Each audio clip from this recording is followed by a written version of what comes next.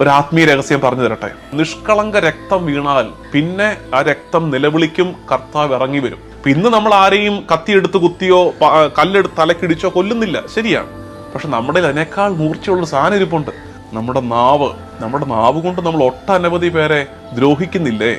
നമ്മളുടെ ദ്രോഹത്തിന് പാത്രമായ ഒരാള് നമ്മൾ ആരോടെങ്കിലും ആവശ്യമില്ലാത്തത് പറഞ്ഞു, അയാളെ കുറിച്ച് പരദൂഷണം പറഞ്ഞു, ഇതയാൾ അറിഞ്ഞിട്ട് അയാൾ വന്ന് നമ്മളോട് ചോദിക്കുകയാണ്, നീ എന്ത് പരിപാടിയാണ് കാണിച്ചത് എന്ന് ചോദിച്ചാൽ രക്ഷപ്പെട്ടു. എന്താ കാര്യം അറിയാവോ? അത് ഇവിടം കൊണ്ട് ബാലൻസ്ഡ് ആയല്ലോ.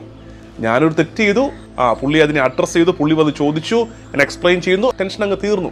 നമ്മൾ ചെയ്ത ദ്രോഹങ്ങളെ നിശബ്ദതയോടെ ഏറ്റെടുത്തവരുണ്ടല്ലോ, അവരെ പ്രതിയാണ് നമ്മൾ ഇനി പ്രാർത്ഥിക്കേണ്ടത്. എന്താ കാര്യം അറിയാമോ? അവരുടെ നിശബ്ദത, അവരുടെ നിസ്സഹായതയാകട്ടെ, അവരുടെ ബലഹീനതയാകട്ടെ, അവരുടെ സംയമനമാകട്ടെ, ഇനി അവർക്കു വേണ്ടി യുദ്ധം ചെയ്യാൻ പോകുന്നത് ദൈവമായിരിക്കും.